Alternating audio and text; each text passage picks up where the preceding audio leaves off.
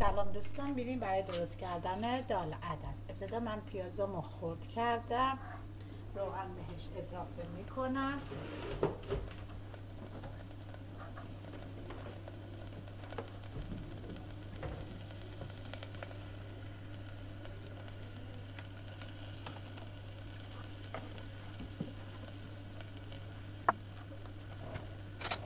پیازمون سبز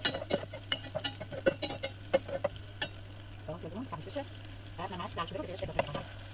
زرد شده زدیم و بیایم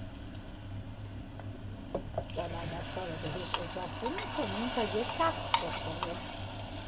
سعی کنید حتما حبوباتی که میخواین داخل، حالا هر چیزی، آش مثلا قیمه، اینا رو داخل روغن حتما یه تفت بدین تا بوی خامیش گرفته بشه و یه تفتی میذارید تا آبش کاملا گرفته بشه و یه تفتی داخل روغن بخوره.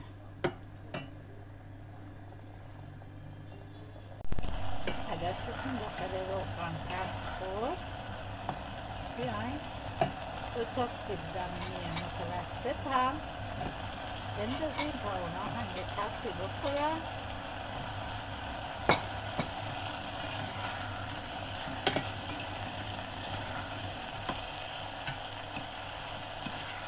و بعد آب میریزیم، روش میزنیم تا خوب پخته بشه.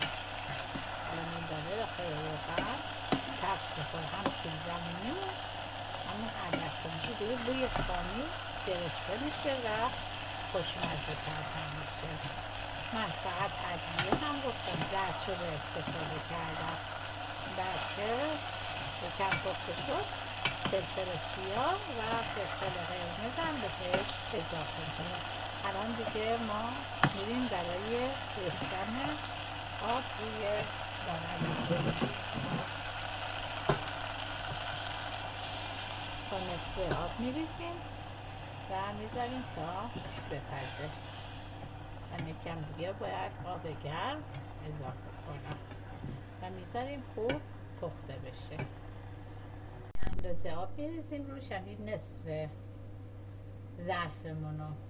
بعد شردمونم ملایم میکنیم و میذاریم که بپزه. ظرفمونو گذاشتیم، کمی روغن میذاریم، یکم روغنمون که گرم شد رب گوجه‌مون رو اضافه کنیم. تا رب گوجه‌مون رو سرخ میکنیم و به خورشتمون اضافه میکنیم. یه قاشق کافیه، نمیخوایم زیاد طعم رب مانند بگیره. و میذاریم سرخ بشه. از اینجا این مرحله هم یه نکته طلایی دیگه هست. شما خواستید ربتون قشنگ سرخ بشه، مثلا برای یه قاشق غذاخوری پر رب گوجه، یه قاشق چایخوری بیاین چیکار کنید؟ شکر بزنید. فوق‌العاده رب قشنگ و به غذاتون رو خوش رنگ و قشنگ میکنه. الان شکر رو بهش اضافه کردم و داخل روغنم تفتش دادم. ببینید چقدر خوش رنگ و قشنگ شده. و حالا به دال عدسمون اضافه کنیم.